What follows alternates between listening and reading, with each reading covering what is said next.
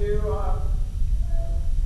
I've kind of learned a few things. I've learned how that a man could never steal a day in his life, and then circumstances come along, Brother Darrell, and he can turn into a thief overnight. And I never understood them things, but I hope for a minute in time that Lord do bless. God will just help me for a minute in time, because I've learned that I can't do this on my own. To be honest with you, I can't even go through life on my own.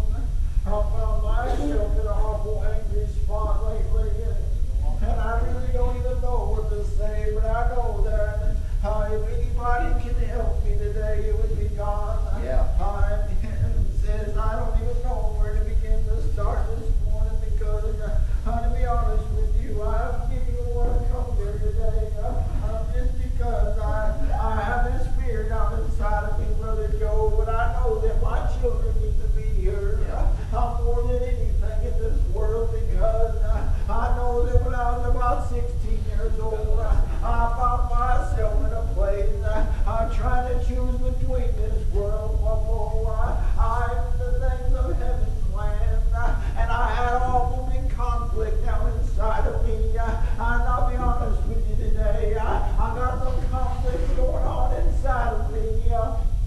I've been so angry the last few weeks that I just really haven't wanted to face anybody. I'm doing good just to come out of my house, Brother Darrell, and I don't understand it all, but I know that God does. And for some reason I can't trust in Him enough to be satisfied with maybe what's going on in my life. And I ask myself, oh God, why can I not trust in You in the way that I'm supposed to, you see, because for 10 years now I've preached to people to lay your trust in Him, lay your cares in Him. He knows everything today. He knows the very hairs on my head, but yet sometimes I find myself being a stubborn individual, Brother Mike. Seems like I built a wall of, but you know what? I read in a little place one time when God's children, they wanted to overtake this place, Brother Darrell. I didn't have a big wall built up around it, but you know what? God told them what to do. He told them to go and march around there 7 times. You know what? And when they did what He said to do, the wall it fell down, and the children of God, they overtook the city. Brother Mike, just like He said there would take place. You know, another time when Joshua, when he was beginning to lead the children of Israel, Moses, he had just died, and Joshua was taking over, and he was going to lead them into that promised land, Brother Elisha. No doubt he was awful afraid. Moses, he told him all the time, Joshua, be strong and have courage. Don't be afraid. And you know, Joshua got word from the Lord, and He told him, He said, in 3 days we're going to take you across this river into the promised land, Brother Elisha. And Joshua told all the congregation there, he said, get yourself ready, for in 3 days we're going to cross over into this land that God promised us. You see, Moses wasn't allowed to take them over because of his disobedience, Brother Mike, and so he passed away, and Joshua was taking them on in, and so the morning when it was time for their crossing there, Joshua told them all, he said, the priests, they're going to carry the ark up ahead of us. Stay back so far so that you can see which way they go. You've never been this way before. I'm thankful, Brother Mike, that I had family, that I had a mama, a papa, and a mom and dad. There was a little bit ahead of me, brother. I've never been this way.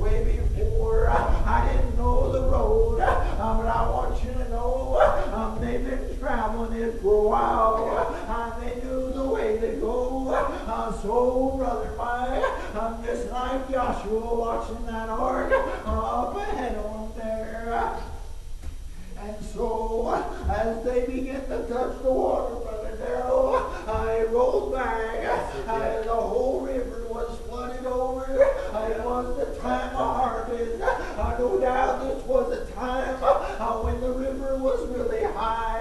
But you know, when the feet began to touch the water, it rolled back, and it said that they all crawled on dry ground there. So as they was going through, Joshua got 12 men, one out of each tribe, and they began to pick up a big stone.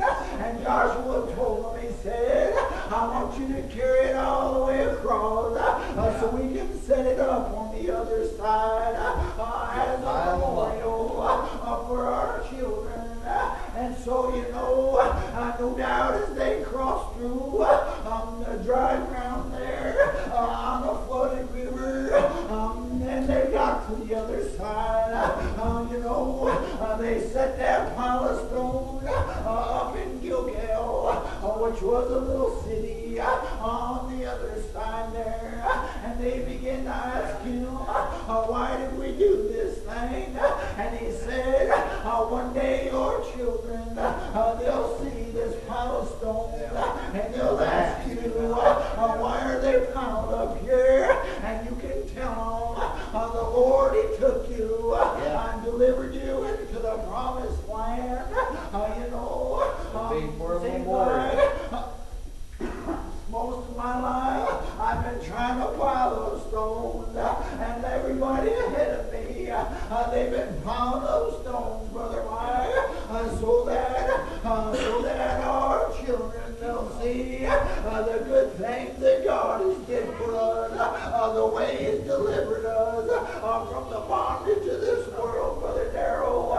You know, one time I heard that Joshua, he piled up his own pile of stones right down in the middle of that river.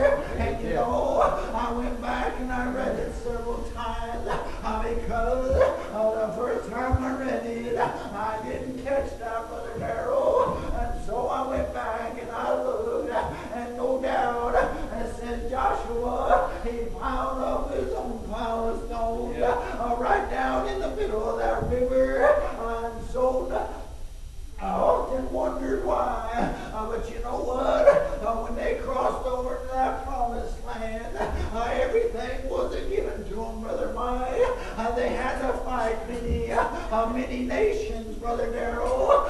They had to have battles on every hand, and no doubt I can see Joshua getting down upon his knees and saying, Lord, I remember that pile of stones that you let me put right down in the middle of that river. No doubt that wasn't supposed to happen like that, but yet you blessed me to do that, God, and now I got this battle coming up. Lord, you see me through that. No doubt you'll see me through this, and no doubt that pile of stones gave Joshua the strength he needed. Yeah. Sure. To keep pressing on.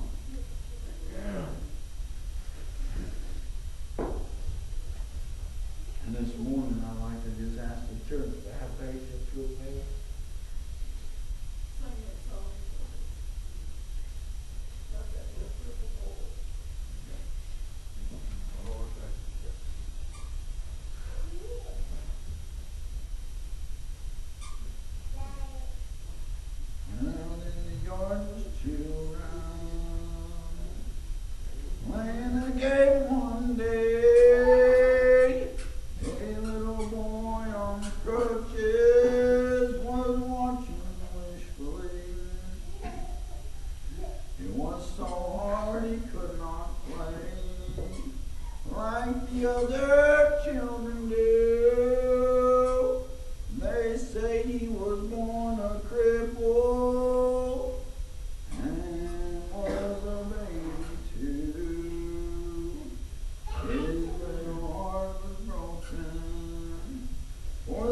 I let him play as he went to his mommy.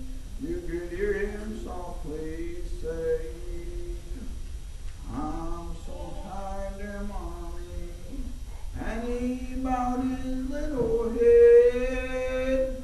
Please rock me for a little while before you put me to bed. When I get to heaven, mommy, will the angels let me play?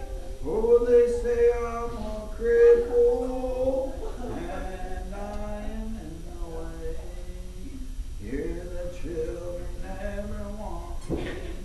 I'm a bother, they all say. When I get to heaven, mommy, will the angels let me play?